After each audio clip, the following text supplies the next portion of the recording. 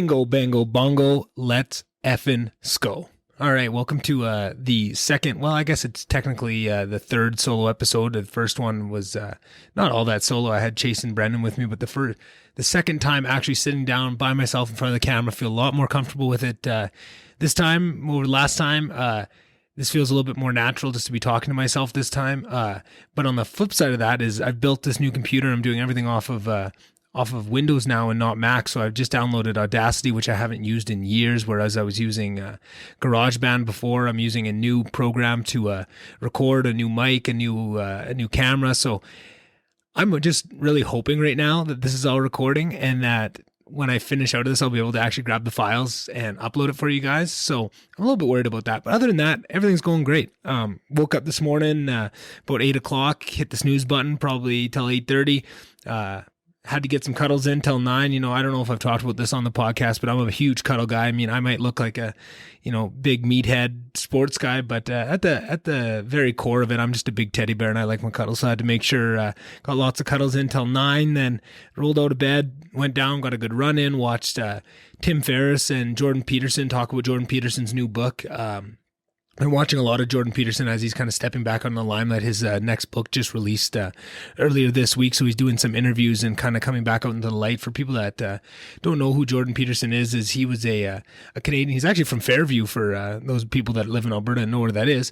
And he went to university, kind of bounced around the political spectrum, really did his research in some of the darker areas of the world, World War II Germany, China during some of their atrocities, Russia, Soviet Union. A lot of this stuff, he likes to see where the boundaries of humanity exist and that that evil exists in us all and we have to find it. And he kind of went down a dark path and got addicted to some benzodiazepines, I think it was, and had quite the journey over the last couple of years, was very much out of the limelight. It was very hard for him to struggle against all the hate you see online. He's doing a lot of beneficial things. He's really bringing young people forward, and young men especially, and giving them a path and doing a lot of important work that I think isn't being... he doesn't get the respect he deserves for the impact that he's having, and I feel like that's why I'm so excited to see him back on the stage, back doing these podcasts and back spreading his message, because it's so important and we need it so much right now. And you can tell that he's not at 100%, and he's just giving everything he can of what he's able to offer. And I feel like there's a lot of lessons there in putting yourself first and making sure that you don't overwhelm what you have to offer, so that you can make sure you can keep offering it to people in the future. If you give too much, you run the risk of burning yourself out and not making yourself available for people in the future. So yeah, I've been really enjoying that. It was a great podcast. Learned a lot of things from it. Got off the treadmill, went, had a nice shower, cold shower at the end. I don't know why I feel like I was doing cold showers all winter, but the last couple of days, it's just been tough to do. I've just been, like a coward, just forcing myself to stay in them, but it's good. You breathe through it. Hopped out, did some editing on the podcast, edited Monday's episode, which by the time this comes out will already be out. It was an episode with John Morgan, who is with MMA Junkie. He does all the post-fight interviews, pre-fight interviews, asking questions, lots of MMA media. He's a podcast. He's an awesome dude, and was a really special episode to get to record, and I had so much fun recording it with him and having that conversation. So I'm really excited for that episode to come out. Did a little bit of recording on that. Downloaded a bunch of these programs to try and do this. Hopped on a introductory call with a young man from this new group that I found. Jordan Peterson's daughter, Michaela Peterson, posted a link one day on her Instagram for this Facebook group called Peterson Pals. And it was just kind of people that felt, it was targeted towards university students that felt like they couldn't talk about certain subjects or were confined in what they could talk about on campus and in the classroom.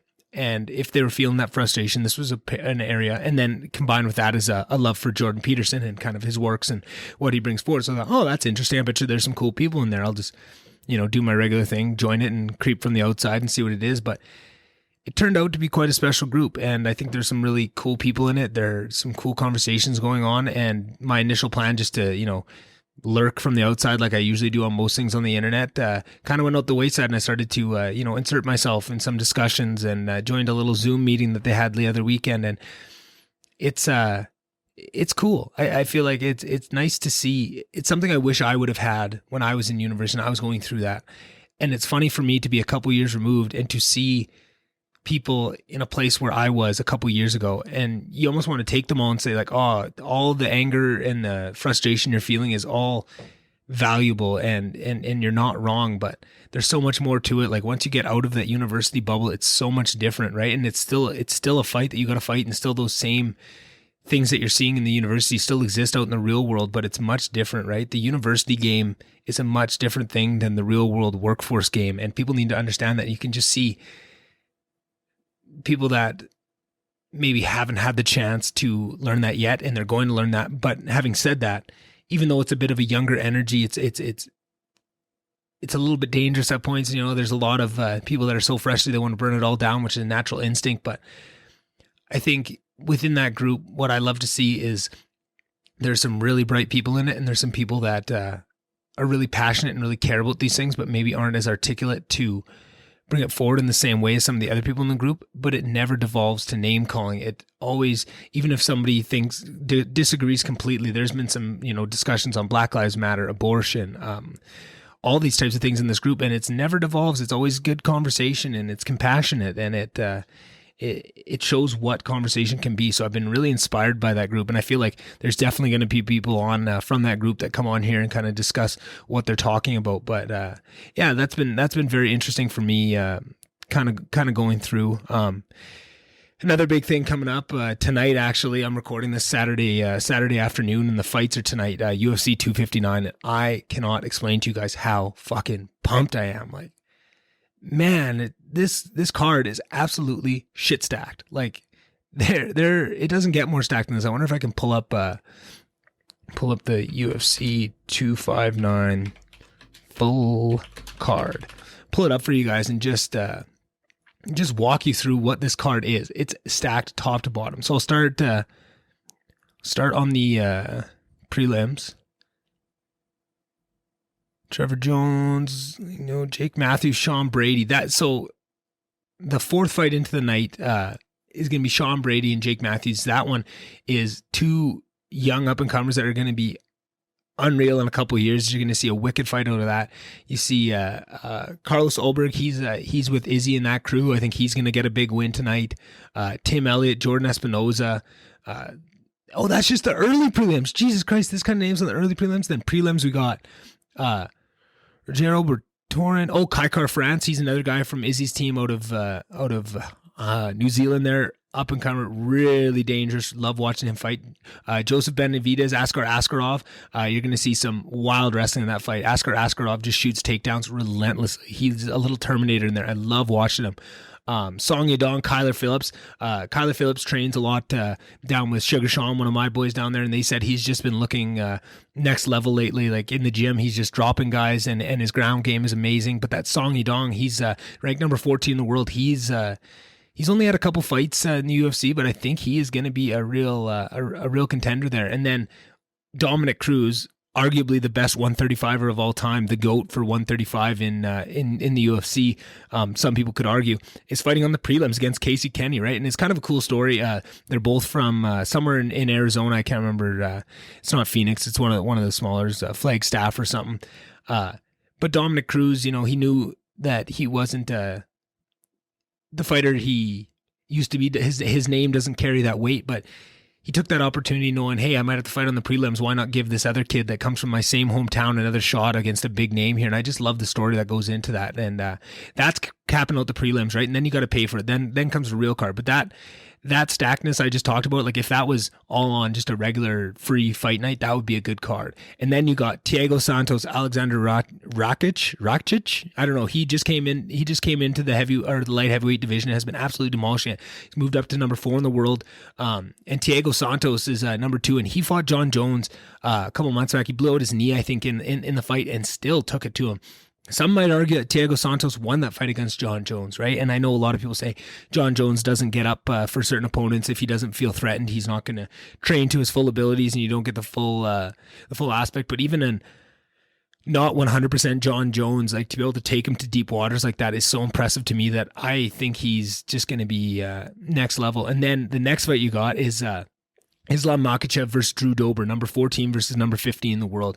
Drew Dober, up-and-comer, has had some great fights as he's busted onto the scene here, but Islam Makhachev, for those of you guys that don't know, he grew up with Khabib Nurmagomedov, who I'm sure you guys have heard about in that lightweight division, and they were training partners all the way through, and he's the real heir apparent. They all say in that gym that, Islam would give Khabib fits in the gym, and he's that next star. And a lot of people think that is why Khabib is retiring, is to make way for Islam to come out. So this is kind of his big coming out party. He just has had terrible luck with getting fights lately, but this one is lined up. It's ready to go. It's a great matchup, and I think you're going to see this guy fighting for the belt in the next 1 or 2 years here once they get it all figured out. And then it goes up to the 3 title fights all on one card. Petr Yan versus Aljamain Sterling. Petr Yan, good everywhere. Great striker. Showed when he won the belt against Aldo what he can do. He's taken down some really strong contenders. I feel like people still don't have a real good read on what he does or what he has to offer, what his ceiling's like. And I feel like that's what makes this one such a hard one to pick, right? It's completely even odds, -110, -110. But I just think Aljamain, when you look at that crew they got up in Long Island there with Ala Quinta and Merab Davashvili and all those young guys, just those killers up there, and Chris Weidman for a long time. They just have such a tight-knit group and such a family atmosphere. I feel like that goes a long way. Not to mention his skills are off the chains. His ground game is next level. So, and it's a smaller cage, so usually, a guy like Petr Yan can, stick to the outside, stick and move, not let Aljamain get a hold of him. I mean, it's hard to not let Aljamain get a hold of you in any fight. We saw Corey Sandhagen, who's just been absolutely tearing through that 135 division. His only loss in the last couple of years was to Aljamain, and he just came out early, got a hold of him, threw him on the ground, and choked him out in like 40 seconds, right? That's what Aljamain can do if he is in the right mind frame and can get a hold of a guy, right? But so we're going to see. So that is the first of 3 title fights. Then it's Amanda Nunes, arguably the GOAT. I don't know who's going to argue that she isn't the GOAT. Been absolutely dominant at the 35-pound weight division, has gone up to fight 45 against Cyborg in the past, and a couple other contenders, that Canadian Mamacita that went up for an ass beating a little while ago. Or no, maybe she fought Cyborg. Anyway, but she's fighting Megan Anderson, who is an amazing talent in herself, extremely good looking. I know it's kind of funny to say it in a fight context, but it really helps. And she is just a absolutely gorgeous girl, and she talks about a lot, and she has a good message because she is a 145er, and that's what they weigh in at. So she's probably walking around 155, 160 pounds, which to some people might think, oh, that is not typical beauty standards, but she's very much spreading the message that I may have a different body type than what is typically shown as beautiful, but she's absolutely stunning, and she shows that, and she talks about that. And I feel like that is kind of another cool added benefit to the fight of just, it's nice to have those storylines that add a little bit more to the fight other than what's happening in the cage. Unfortunately, I don't think she stands a chance. I think Amanda Nunes is -1250. -1250. Holy Christ. I think that might be the biggest betting odds in a title fight that I've ever seen. Maybe I'm missing one out of my idea, but I can't see Megan pulling out. I think Amanda's better on her feet, better on the ground, has more power, more experience, killer instinct. I just think it's as much as I love Megan Anderson, she's one of my favorite fighters. I just don't see her having a chance. And then it brings you to the main event. Oh baby, Israel Adesanya. Israel Adesanya is so unique and so radically honest with himself and with others if you're willing to listen. He says things and follows up on them, and so many people give him shit, and he likes to play the game. He's so savvy with the internet. He knows how to work memes and get people fired up and sell a fight. He is a superstar through and through. And that jump up to 25, you see guys like Conor McGregor go up from 45 to 55 and grab a belt. But Conor was never a 45, right? Well, he was because he made the weight, so he is a 45er, but he looked like he was on death's door every time he weighed in at 45. That 10-pound jump up to 55, he looked more natural. He still cut weight to get there, and he won another belt, right?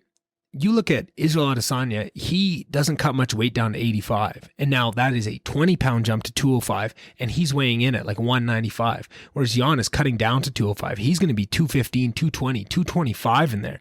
It is going to be a huge size advantage. But the thing is, Izzy's so good, I don't think that matters. I think Izzy has seen bigger guys. He has over 100 professional fights in kickboxing, boxing, and MMA put together, and his record is outstanding. He's seen these power punches. He's seen all this, right? I think the one thing that sets it apart is I don't know if he's seen this type of fighter in MMA. That is the one caveat you can say. You've never seen him up against a guy this size, this skilled in MMA. I think we've seen him against guys this size and this skilled in kickboxing, but that was a different sport altogether. I think you can use size different. You can't, in kickboxing, you can't throw a guy around and lean on him and make him heavy. I mean, you can a little bit in the clinch, but not as much. You can't throw him up against a cage, especially in this little cage, and just wear on them and make him carry your weight and try and drag him into those third and fourth rounds with a little bit of a depleted gas tank. But I don't know. When you watch Izzy fight, and again, I know I'm saying all this and this all would have happened. I'm just kind of give you guys my ideas of what I thought would play out. You guys can laugh at me or give me props for how well I guess this. But I think Izzy just does so good with his feints and setting so much up. There's always a hand moving or a foot moving, or he's jumping. His footwork, it makes your brain think of so many things at once that it overloads you and it stifles your offense. We've seen it against Costa. We've seen it against Romero. You know that. Anderson Silva, his striking is just so far ahead. You never know what he's going to do, and he gives you so many options for what he could be doing at once that you're so busy. Is he throwing a leg kick, a head kick, a jab? Is he throwing a spinning back kick? Like, what is coming at me? And by that time, he hit you with something else that you weren't even considering. And now all the time you're thinking you haven't attacked, and you see it freeze guys up. And I think that might happen. I think you might see some frustration come out. And as soon as that frustration comes out and people get sloppy, Israel is a sniper, and he will find that spot right on the back, right on the chin, right behind the ear, wherever it needs to be. He will land there. He's so precise. And I just think that's what's going to take the night. And I feel like that is so exciting for me to be able to see this. I've waited for this card for so freaking long, and I'm just excited to see how it all plays out, because I don't know. I'd be lying to you guys if I said I was confident in any of those matchups, really. Maybe Islam Makhachev taking out Drew Dober. I'm pretty confident in that one. I think Askar Askarov is going to have a win, but other than that, and Amanda Nunes is probably going to wipe the floor with me and Anderson. But other than that, it is just a great night of fights, and I love when fights like this, cards like this happen, because it pulls in the casuals. It pulls in people that usually wouldn't partake in this sport and gets them to come check it out. And maybe there'll be a storyline or a personality that hooks them in and makes them listen to an interview on Monday and see what it is behind these guys. I think that John Morgan interview was awesome to really lay out what it is that makes the sport so special and what goes behind them, and these storylines that these fighters are going through. And I hope that these big cards can bring more people in on that. So yeah, I'm really excited for that. I don't know what I'm going to do. I got the Oilers game, Battle of Alberta, playing Calgary at the same time as the fights tonight. So I'm probably, with this new computer with the multiple screens, I'll probably get one on here, and maybe one on the TV in the back room there. I'll be able to see it all. But yeah, what else did I want to talk about? Oh, I listened to an amazing podcast with Joe Rogan. I'll see if I can pull up the name of it. It was a guy that's been on before. I've heard him talk, and the main subject that they were talking about was drugs. And Hamilton Morris is his name. It was 1615, and he's a documentarian, and he goes into a lot of the reasoning why drugs have been so demonized, and shows a very good case for why we need to change that mindset. And it gave a lot of points that I'd never thought about myself. And I agree with most of the stuff he's saying. I've thought for a long time that the war on drugs is absolutely asinine. It doesn't make sense. It keeps people in power. It keeps money flowing to certain people, and that's why we don't change it. It's very easy to see. There's lots of countries now that have decriminalized a lot of drugs and seen a massive increase in all areas almost. So I can't trust that decision-making process. But even knowing that, there were still some arguments that I heard there that I had never even put together, and just made me think of so much of, I feel like on that front, I don't push very hard on the drug front for, what needs to change. I usually have other things that I'm carrying the torch for and ringing the bell for that I just don't have time to. But I think after that kind of changed my mind a little bit. I think it might be one of those areas where we need to make a change fast. Like, you just see these people, so much stems of it. So much of the police brutality stems from it. So much of this stuff just doesn't need to be happening. We don't need to be arresting people for these charges. We need to be helping people. We need to find and understand these drugs and do studies on them and find where they are. You see the efficacy of in depression and PTSD for all these treatments, right? Like you have someone that's depressed and you say, well, try diet and exercise, and that works for 30% of people. You try SSRIs, maybe that works for 15% of people. You try all these things, and then they try these psychedelics like psilocybin or any of these other ones, and it works amazingly. They have results that are in like the high 80s, 90% of efficacy, and we've never seen this before. And what's weird is it can be done. We can see those same effects with different drugs because it's not the actual drug itself that's having the effect. It's the journey that drug takes you through and the realizations and the knowledge that it imparts, which is hard for people to wrap their head around, that it's not the chemical imbalance that it's fixing. It's taking you somewhere. It's showing you knowledge that you already have within yourself, but just opening you up to it. And I know that sounds funny with a psychedelic Lex Friedman sitting over my shoulder, which is, that's the other thing I did this morning was hang a couple pictures. Man, I cannot get this mirror going on hung up a couple things, but yeah, that podcast really stuck with me. That's been a good one. I listened to a couple, that Jordan Peterson, Tim Ferriss one I listened to this morning. I listened to Jordan Peterson on Dave Rubin. Just been taking in a lot of that. And one of the things that I noticed on those interviews is the emotion that Jordan Peterson's been speaking with. He actually breaks down and gets teary a couple of times on both interviews about certain subjects. And that's been very eye-opening to me. I feel like we never see true emotion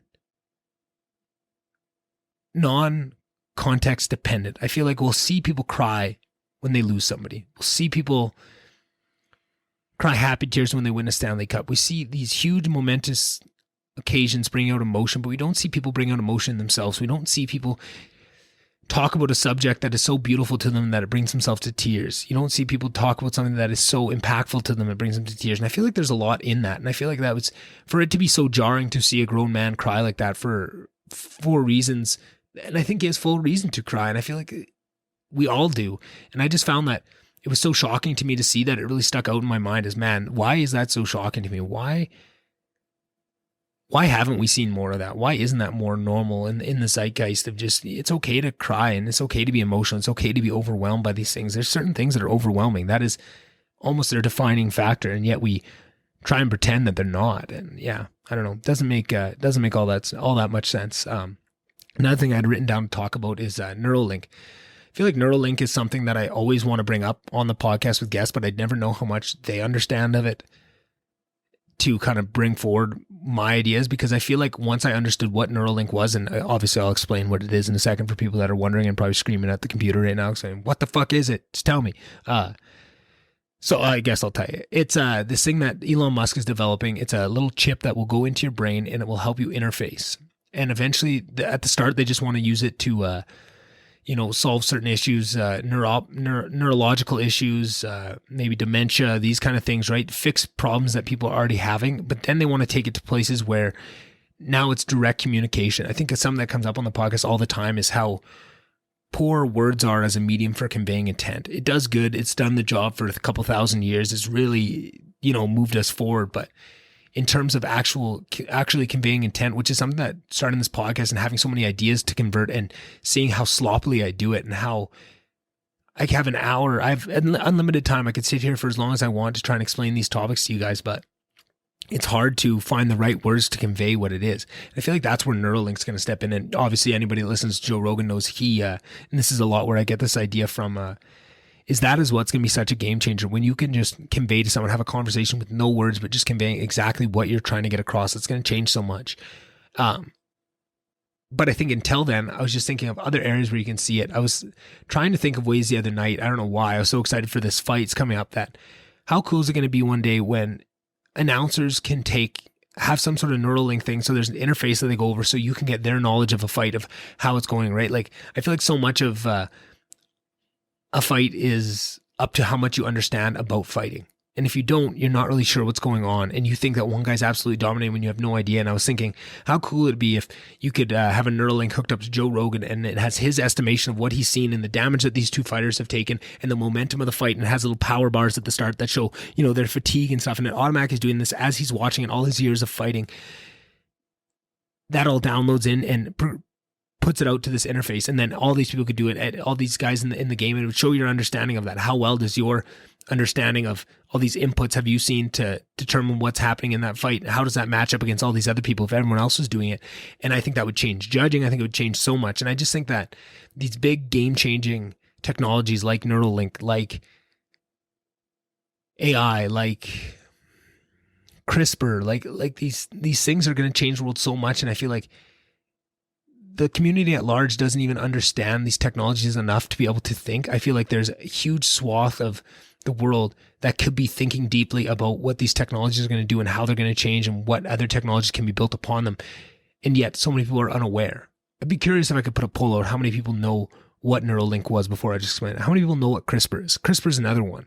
It's gene editing. It's something that's been on the horizon for many years. I think countries like Canada and the US have been very restricted in what they're doing, and countries like China have been going pretty full bore with this for years of gene editing, making sure babies, there was a baby in China that they edited out the gene that made them susceptible to HIV, so now they're immune to that, right? And there's sickle cell anemia. I think they just cured the first person, an adult that has sickle cell anemia, using CRISPR, changing their DNA.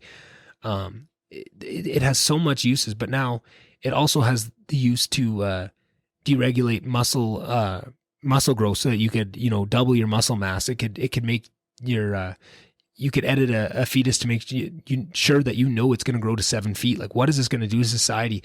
And there's so many people gaming the system right now that are completely hell bent on making money, and there's a society of people that could be thinking of other ways that we could use these technologies, but they're just not aware of it, and that worries me. I wonder where we go wrong on some of those when we have technology that is that impactful and that gated. I feel like technology that is that impactful has to be as least gated as possible. I don't know how to actually put that phonetically so that it sounded better. I don't think what I just said made all that much sense, but I think you guys know what you're going for. Apologies here. I need a little sipski of tea here. One sec.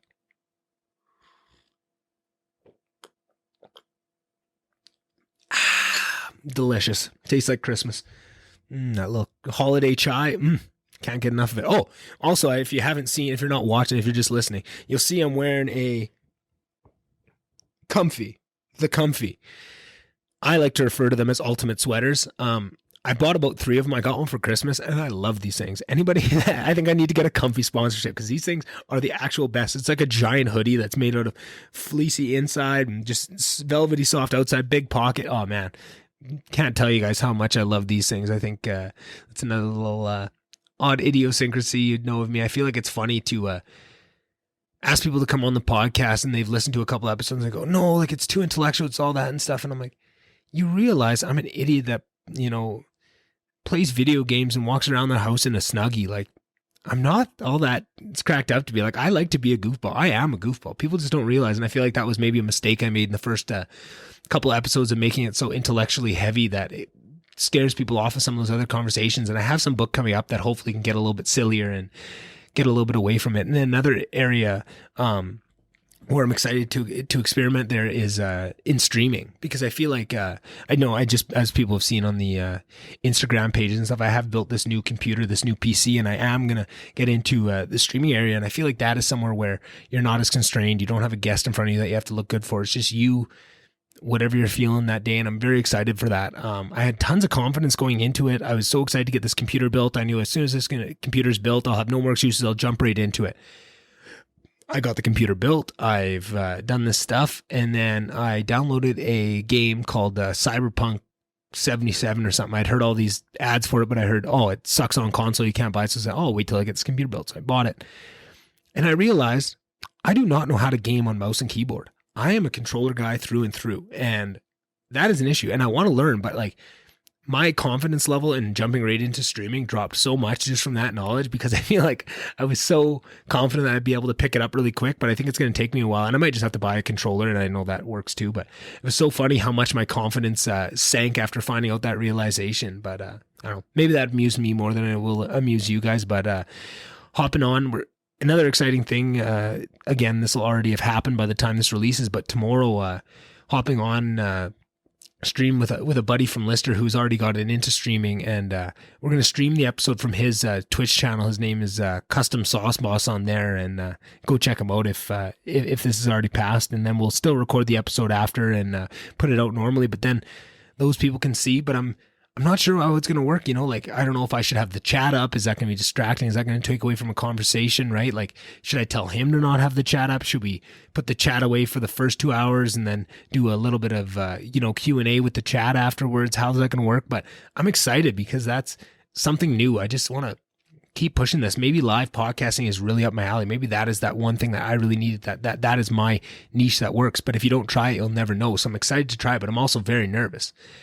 And then I'm excited for, if it does work out really well and I really enjoy it, then now once I get my Twitch channel all up and running, I can stream episodes too as I record them. We can do more live episodes in the future with guests I'd be willing to do it. I feel like that would be the biggest hindrance was even if I really enjoyed it, that's a lot to ask of a guest to come on and do it live, right? Like, it's a lot to ask in general, just to ask people's time to sit down with you. I feel like I value it a lot, and I make sure that I do the work so that people see that I'm not wasting their time. I do care about this a lot. I want this to be as successful as possible, and I want the guests to look as good as possible. I feel like half the time it's the process of getting guests on is, unless it's somebody you know really well, it's just them trying to figure out, like, are you trying to get me on to look bad or something, right? Like, I feel like that's always the combativeness that you run up against, is people think you're going to make them look bad. But it's so silly to me because I just can't imagine ever having somebody on that I didn't want to make look as good as possible. That is my goal. It makes me look better, it makes the show look better if the guest has a good time. And then if I go on and just railroad a guest and, really throw them under the bus, it's not going to show something good to future guests that they're going to want to come on, right? Like, just doesn't make all that sense. Doesn't make all that much sense, I should say. Yeah. So I've been listening to lots of Jordan Peterson lately, been getting into it a lot, and I find that is rekindling a lot of my thoughts on religion and a lot of what it can be and what it stands for. And a realization I had the other day, I was listening to Jordan Peterson and Dave Rubin on the treadmill, and I was thinking about the impact that religion has and the impact losing it can have. And I was thinking, with how much I look back on my days of religion growing up with disdain and unhappiness, and there's some raw feelings around it, but I also feel like I'm so proud of my own internal compass right now, of what is right and wrong, what I'm okay with. And it differs a lot from society. I find that, what society says is right and wrong is so much different from what I think internally. And I love how much I can follow my own compass away from societies, and more lately, and it's a skill and I work on it. But I wonder how much of that came from having religion in my life. This is where I'll let you guys in on, this is where my knowledge went to, is would it be worth finding some sort of structuralized religion to put my kids into when I have kids, at least until they're old enough to push back on it and figure it out for themselves. Like, not force it, but I feel like I got so much out of the pushback against religion, to see the hypocrisy, to see things that didn't ring true to me and to push back on that. And it caused a lot of pain and a lot of uncertainty in that. But I think I grew so much of it. I don't know how much was it worth it, right? How much of who I am now came from those early years of pushing back against that stuff, right? And allowed me to have that deep understanding, right? Like, and just I think what they were talking about was just the base understanding of the biblical stories, right? Like, if anything, that's what it came out of me. I know the story of Cain and Abel. I know the story of, the flood, of all these things, like, and they talk about how much do those stories and those allegories teach you in your life, in your own morality. And I don't know, it doesn't feel like it was built off of that, but you don't know what your brain is putting together in those first formative years when you're, say 8 and under. You don't know what's building. You don't know what building blocks are underneath the ones that you can see. And maybe that's something I have to do some deep work on and sit with and really try and find, but I don't know if I'd ever be able to find out. I feel like that's one of those ineffable things where you'll never know to what degree that built into who you are now. But I wonder, am I throwing the baby out with the bathwater by understanding what religion is and trying to bring forward? Or can I find structured enough, or by the time I have kids, is there going to be a structured enough, or am I going to have a good enough understanding of religion as a generality of how I see it, of these common threads of love and understanding and compassion, and we are all one and everything's connected, and have that serve as that moral compass for my children when I have them. And these are things I don't know. And I think you're never going to know them. And that's part of what they are. That's part of what religion is you can never know. And that's what makes it so special. And I loved what Jordan Peterson was talking about on Tim Ferriss's show this morning. It was just, he was talking about your conscience. When you do something that you don't feel good about, you don't control your conscience, right? Like if conscience wasn't anything, you could just tell it, no, you go cheat on your wife and you feel bad about it. You can't just turn that off, right? It's completely separate from you. Consciousness is something we don't understand. And I never really thought deeply about it, I guess. And what he said was your conscience transcends you. You can't just turn it off. You can't do it. So why not listen to it? Why not take the lessons from it? Clearly it's something important. Clearly it's something that we evolutionarily have taken with us, right? And it's been co-opted, and it's been, people have used shame around all these things for their own gains. But I just love that idea of just using that as a tool. Okay, you feel bad about something. Let's explore that, right? And I feel like it's just the same as when you're reactionary to something. If something pisses you off, if you see somebody do something that makes you just angry, irrationally angry, you need to look at that and say, okay, what is that in you, right? And I feel like that was something in this Peterson Pals group. Somebody was saying something about Joe Rogan, and it really didn't seem, they were saying like, oh, I think he just sucks up to all the guests and butters them up, and he's very sycophantic in that. And I was like, I don't know. Like, I don't really see that. Usually Joe Rogan, even if he really agrees with the guest, sometimes he does, sometimes he doesn't. But a lot of times he'll just, be the devil's advocate to just to push the conversation forward. So I said that, and then I said, if you see this sycophantic behavior in lots of people, and maybe are seeing it where it isn't, maybe you need to look at yourself and see if that's something that you do that you don't like, And I just feel like there's been so much of that in the group, of just seeing those stated out clearly for people is so helpful to remind yourself of it in real time. It's easy when somebody calls you on it, right? And so something, hey, you just did this. Maybe that's something you see in yourself, right? Oh, that's easy. But doing it more and more often, you're going to see it happen in real time, where you go to say something, you think, maybe that's just me. That's my own feelings. Maybe I shouldn't say that. Maybe I need to reword it. Maybe there's a more compassionate way I can go about this, right? And I feel like that's really cool to see. Been just finishing up The Fountainhead by Ayn Rand, and that book has been so inspirational to me. So much of what I needed. I've talked about on the podcast a lot of just how since the day I jumped into this, the universe kind of took the reins and has put things in front of me. When I've worked really hard, that seems to be the only gauge that I have, is the harder I'm working, the more things work out this way. But to have a book like The Fountainhead come into my life right now when I need that, because that is so much of what I'm struggling with right now, is exactly the topics that the people in the book are struggling with. And almost to a T, every main character in that has something that I'm struggling with very vehemently right now with this podcast, and matching it up with work and watching it up with society and what society expects and these taboos that you want to talk about. Because I want to be as honest as I can on this podcast. I want to talk about all these things, and I am as honest as I can be, but there's a couple key areas where I'm not honest with you guys, and it's for reasons, right? The biggest one I can tell you right now is I don't talk about my work as often. People ask me what I do, and I have no problem talking about what I do in that, but there's some specifics and the issues that arise and the learnings that I'm having there. It's very much constrained of what I can talk about, because it all has to be in a certain view, and I don't want to hurt anybody else because there's people that depend on you. It's a company. There's more factors to it, but I don't like that feeling of being barred in any way. It's not even that I want to talk about it. I don't really want to talk about work when I'm on here, right? But it's just the fact that I know I can't. And there's other things that are, very personal to me that I would love to talk about, that are, big parts of my life that just at this time I can't, because it would rock the boat in other areas of my life. And it's so frustrating. I feel like the book talks about these things and about being true to your art and what the consequences of that can be. There's consequences to being true to your art, and there's consequences to being untrue to your art.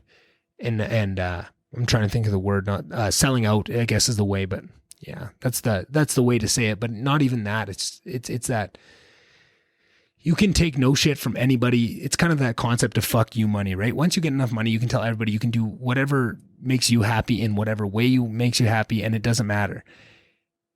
And I think that idea is amazing, but I don't like that it's tied to money.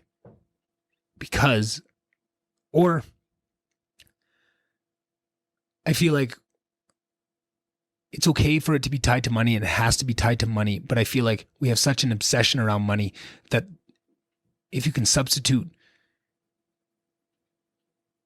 maybe it's instead of fuck you money, it's fuck you power. It's a fuck you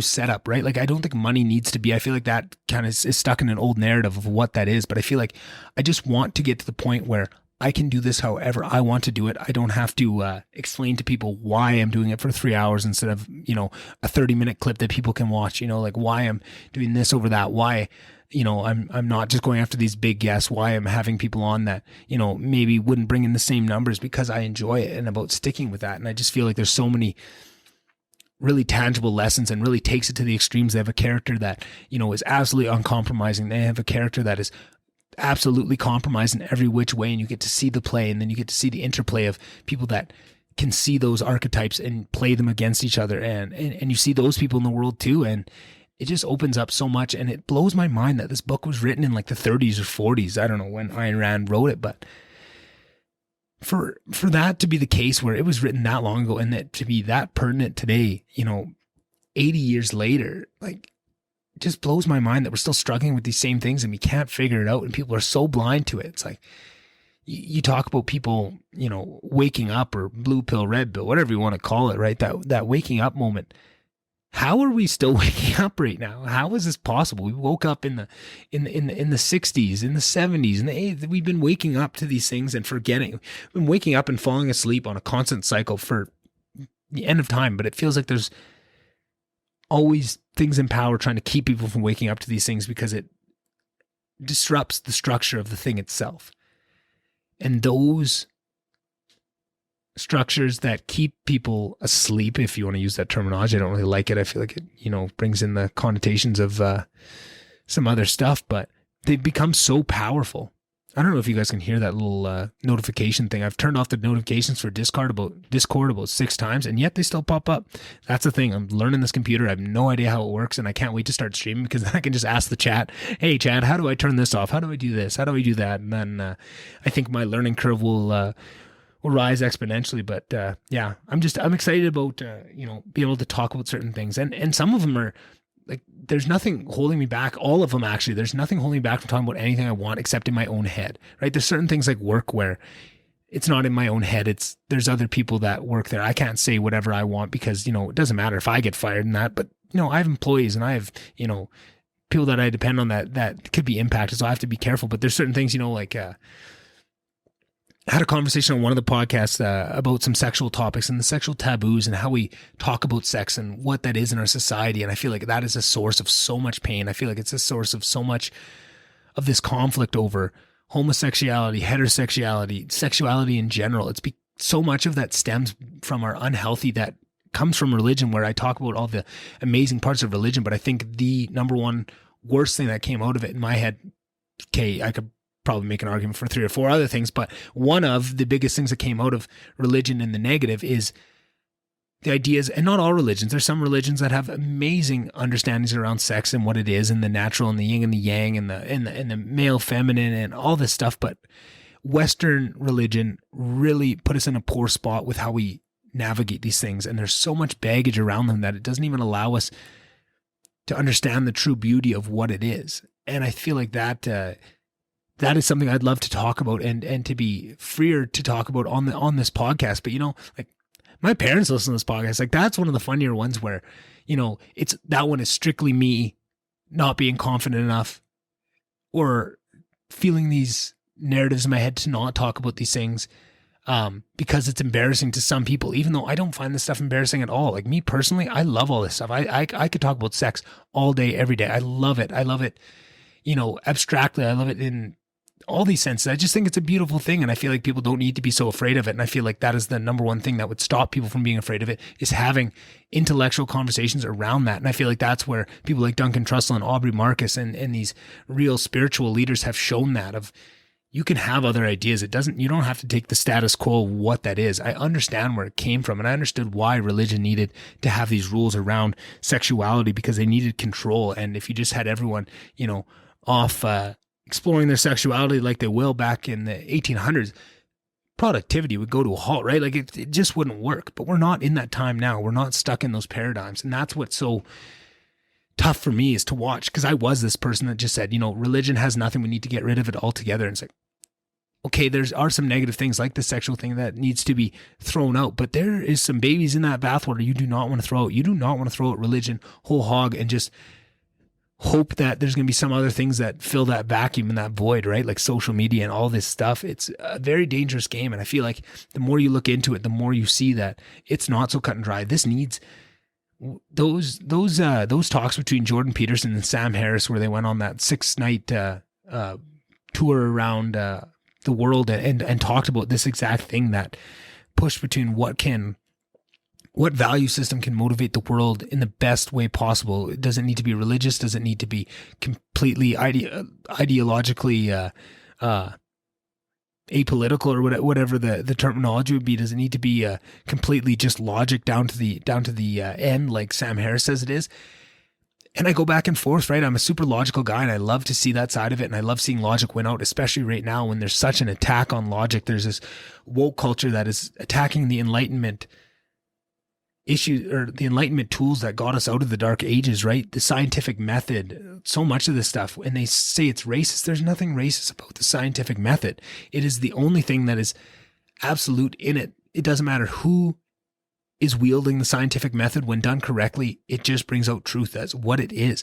And to see that attacked is such a dangerous thing and so motivating. And that's one of the biggest things I see in this group, is people that feel that with me, right? Like, oh, if we want to talk about bathrooms, if we want to talk about, pronouns, we can talk about all that. Like, I still don't agree with a lot of it, but I see where you're coming from. I see what you're trying to accomplish. Once you take it into the realm of science, where you're trying to take down things that are core to a society working, I can't stand for it. It's dangerous, especially when so much of this is happening on social media.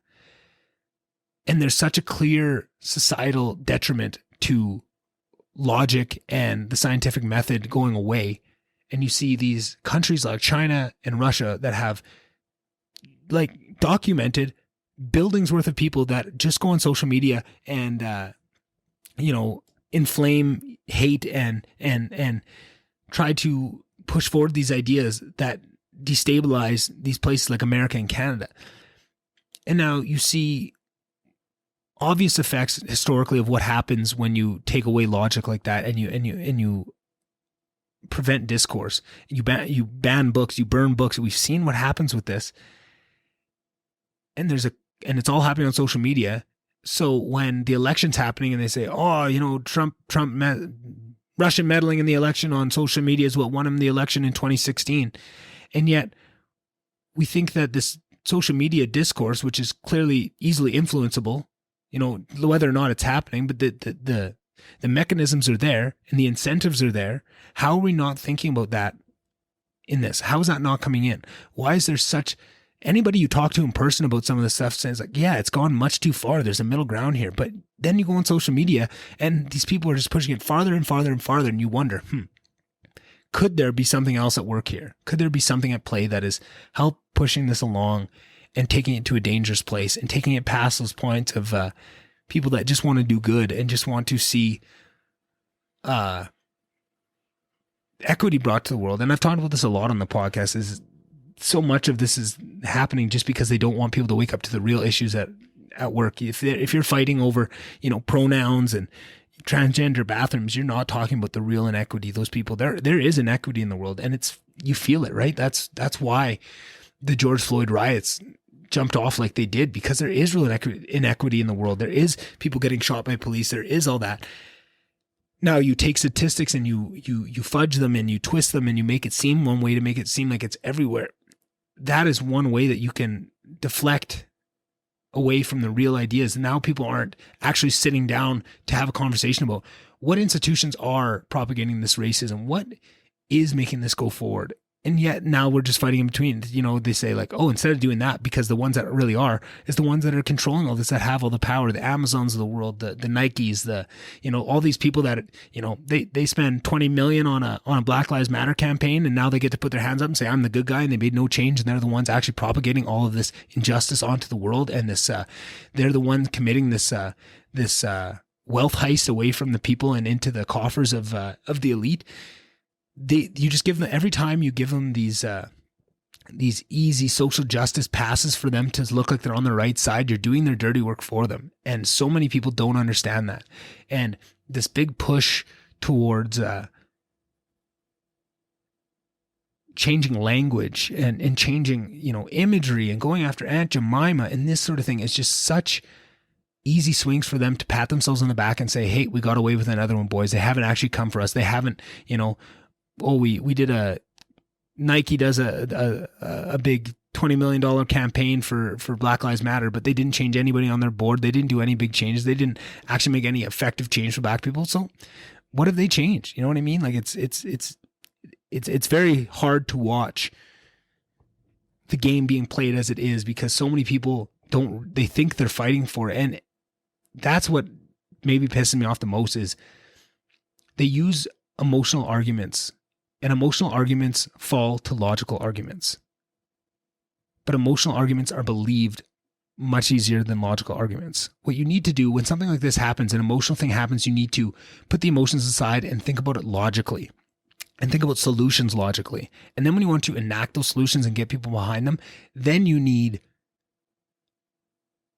emotional arguments, right? You're not gonna convince somebody, but you're not gonna make somebody feel something truthfully if it's done through logic. Emotion is what sells, and I feel like that is the battle where these people play on these emotional arguments to get people fired up, but they don't do any logic. They're doing no facts, all feelings. This is what needs to happen, and we're going to make policy off of my feelings instead of off of facts, instead of off of logic. We're going to make policy off of our feelings, and it's very easily snapped up. All these 18, 19-year-old, 20-year-old people in university, you see them, they eat it up. I was one of them. I got to watch it happen firsthand. I still know people. But what's unfortunate is it's a stunting disease. You get that in your head and you're going to go nowhere. All these people I see that are just activists, they walk dogs for a living. They're looking for work. They're not accomplishing anything. And you see it because you're not allowed to work in the real world. You're not allowed to grow real skills because you're so busy fighting this make-believe fight that is for a good cause, and you believe you're doing the right thing, but you're in actuality hurting your own cause and stopping progress from being made without even realizing it. And it's tough for me to watch. I didn't mean to get down on this. This subject comes up every time I talk, and it's just so I see it in everything. It's hard not to see it in everything. And I thought I had more things written down to chat about here. So I wouldn't have to maybe dive into it so heavily on this podcast, which I do, all the time. But I think it's important, and I feel like people are going to wake up to it. And I feel like there is people that are desperate to hear this and that are so frustrated with what they're hearing on their social medias, and so frustrated they can't say anything, and they can't just be honest about what they feel and find out. They can't find out if they're wrong. They don't.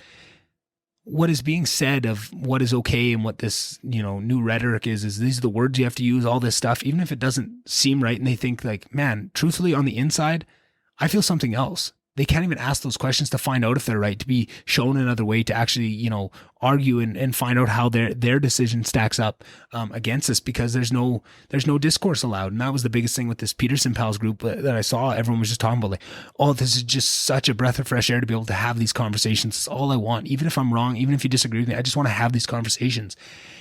And I feel like that is what is so inspiring, is that there is people that are desperate for this. It's not, everyone hasn't had the wool pulled over their eyes. And I feel like that is part of their game, is to make it seem like you're the only one that isn't seeing this and that everybody else is on board. Why not you, right? You're the odd man out, when in reality, there's so many people that feel just like you, that see these things and want to change, and they just don't know what to do. And they want to help, but they don't want to get shouted down. Like, how do you even get started, right? If you don't start a podcast and have, a big platform for you to defend yourself if somebody comes after you, and you just, you throw out a tweet and it's like a drop of blood in the waters there. You're just going to get torn to pieces, and it is it's a scary place to be. And then you add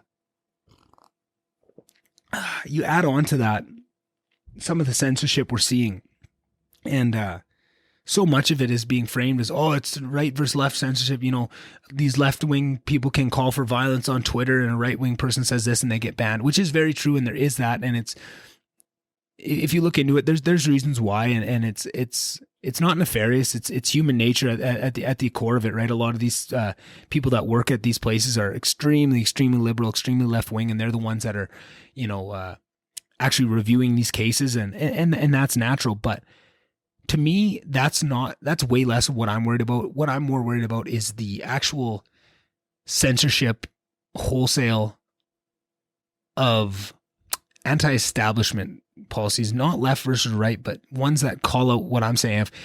It doesn't matter right versus left. That's the same thing. It's about these institutions that have been in place that are propagating all this stuff that is creating these inequities and only getting worse. And you see something like that, like Unity, right? That Unity group that I've talked about, that Brett Weinstein started, that was a real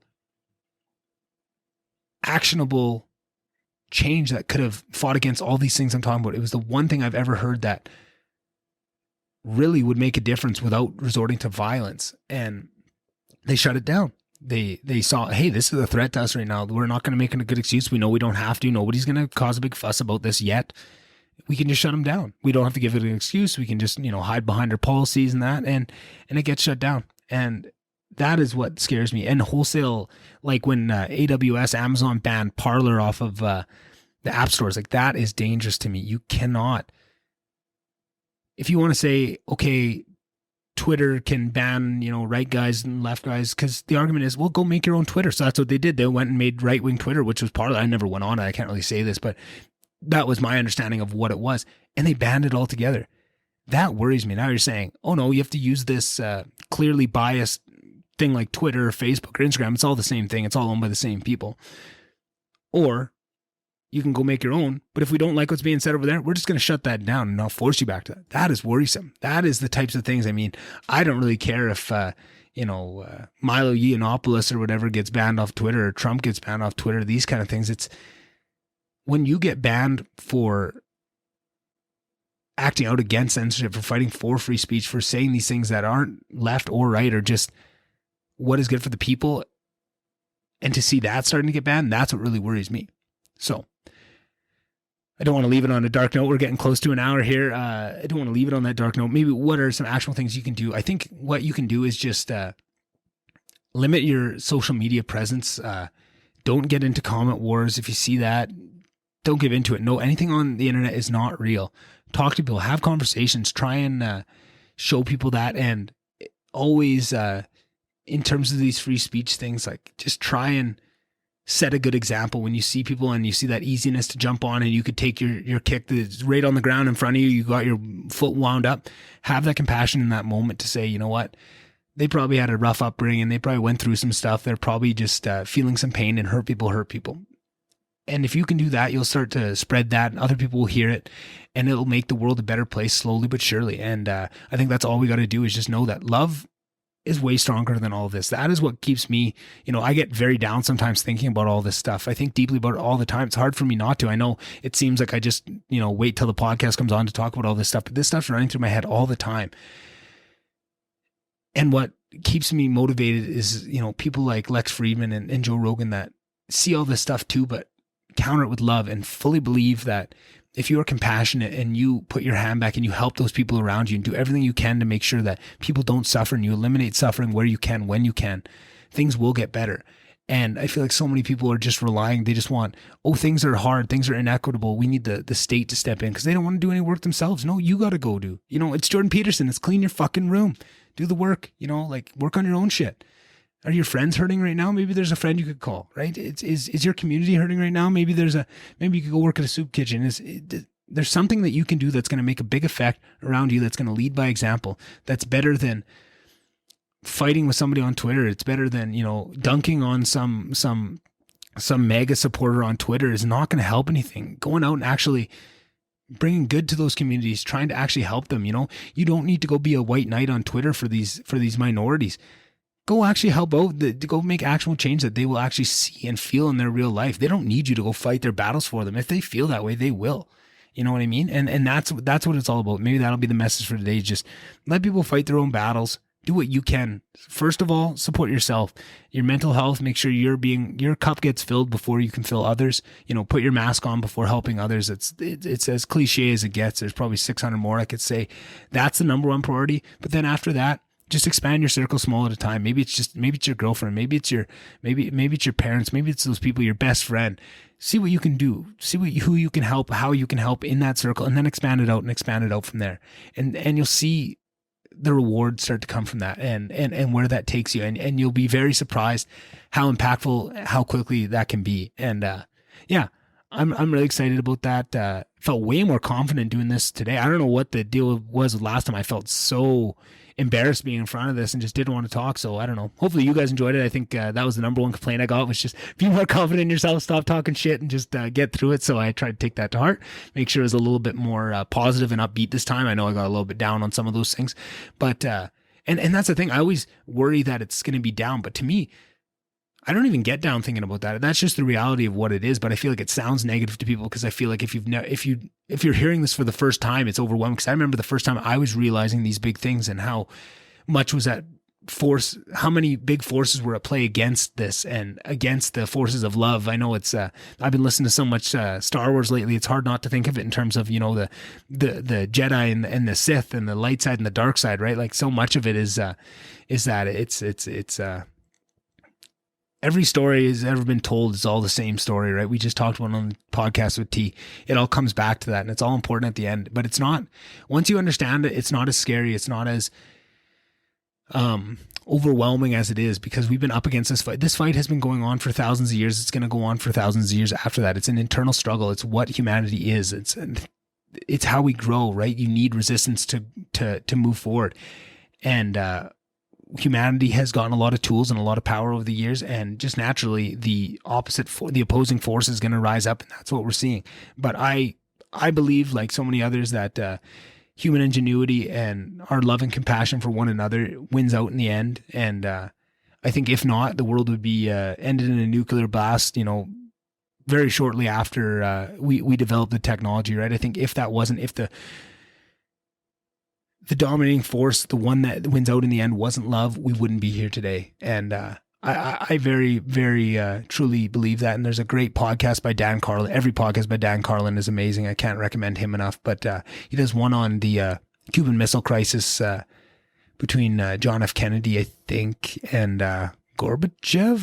No, it was before Gorbachev, maybe. Anyway, the Russian and the American, when they were during the Cuban Missile Crisis, and how close it came to being all over, and how on both sides their cabinets were saying, no, you got to do it. They're going to launch. You got to launch first. You got to be and that was happening on both sides. And the only thing that stopped it was that humanity was that person on one side and one person on the other side that said, no, we can't do this, and let their humanity override all logic and save us all.